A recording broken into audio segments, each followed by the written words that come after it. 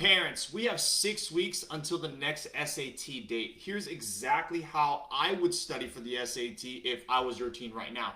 Okay? For those of you guys who don't know me yet, my name is Jared Wynn. I'm the founder and director of Geometry Guru's SAT Prep, and I've helped hundreds of students increase their SAT scores so that they can go to their dream colleges or qualify for scholarships. In every single video that I post, I give you guys one actionable step to help your teen increase their SAT score. With that being said, let's get right into it, guys. I have 6 weeks to prep, Jared. How does my team do it? Okay. Step number one, if you have 6 weeks to prep, you do not have a lot of time to just do things for the sake of doing things. Okay. Step number one is what we call here discover and enhance. Because you don't have a lot of time, you need to do a complete diagnostic on yourself, or your team needs to do a complete diagnostic so that they can understand what are their biggest strengths and what are their biggest weaknesses. Okay. There are 64 SAT concepts that show up on every single exam. You need to know which of the 64 concepts is your team spending too much time on, which of them are they missing the most, and so on and so forth. Once you have that information, you're going to be able to write yourself a game plan to work on your biggest weaknesses instead of just trying to practice everything all at once. Okay, you don't have that much time. You only have 6 weeks, which means that you cannot be wasting time doing things for the sake of doing things. Okay, so that's why it's so important to do that first comprehensive diagnostic. Second thing is we want to apply and practice. So now that we have a better understanding of where we actually need to focus, now we want to make sure that we are attacking those weaknesses every single day for the next 6 weeks. All right, what does this look like? This means I only want you to do 30 minutes of practice every single day. If you can squeeze in an hour, absolutely. That's great. All right, 30 minutes for math, 30 minutes for English. I want you to attack the biggest weaknesses that you have based on your diagnostic that you did. Okay? This only works if you are actually attacking the weaknesses, though. If you're just, again, doing an hour of prep, but you're working on everything and it seems too easy for you because you're already good at it, that's not what this step is for. You're gonna burn out before you even get to the problems that you're actually needing help on, and it's gonna give you a false sense of security by the time you take the exam, because you're like, oh, I've worked on, I've done so much practice in the last 6 weeks. Why does my score still suck? Well, it's because you're practicing things you're already good at. You got to practice on the things you don't know how to do. All right. So I would rather you have 30 minutes a day, 30 to 60 minutes a day, which is about 20 to 40 problems every single day, working on just your weaknesses. Okay, that's very, very straightforward.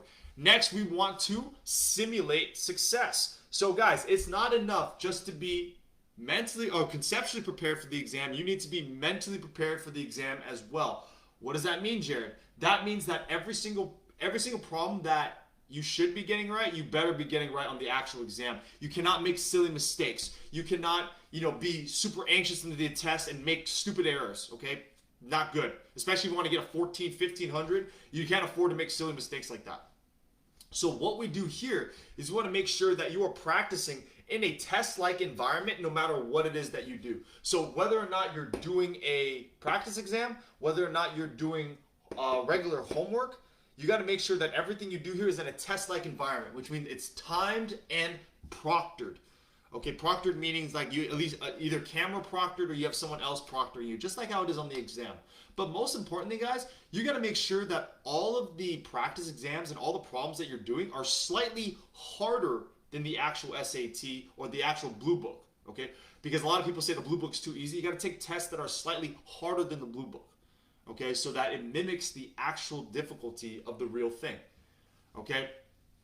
We don't want you guys to score 15, 1600 on the blue book exams and then you go to the real test and you get like a 13, 1400. Happens more times than you think. That's because the blue book tests just aren't really representative of the actual difficulty.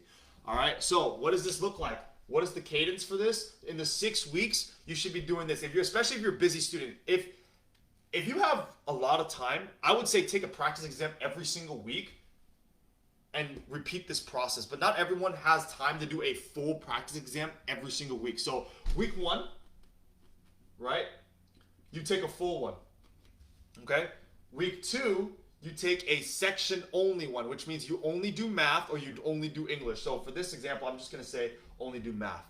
And then week 3, you do an only English one. All right? And then guess what? You restart the process all over again. You take another, week 4, you take another full diagnostic. Week 5, you do a math one. And then week 6, you do an English one. And then if you have time, you can probably squeeze in another full one in there if you can. Okay?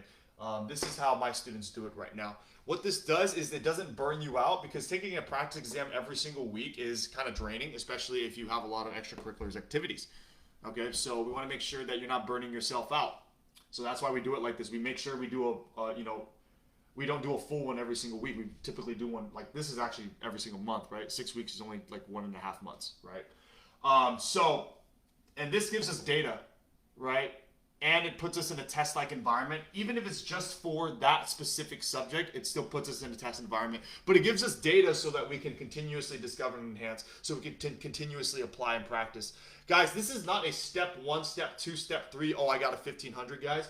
This is a cycle. You got to go through this cycle multiple times in order to get the scores that you're wanting, especially if it's last minute, all right? All right, guys, I hope that this was helpful. If you guys need help within the next 6 weeks to increase your teen's SAT score, we are running a 6-week SAT bootcamp right now. But if your teen has more than 3 months to study, if they have anywhere between 12 to 24 weeks to study, do not do a 6-week bootcamp, guys. If your team has time, make sure that they get actual structured coaching, right, that doesn't squeeze everything into 6 weeks, okay? Hopefully this was helpful, guys. If you guys have any questions on this, feel free to let me know. And I'll see you guys in the next one.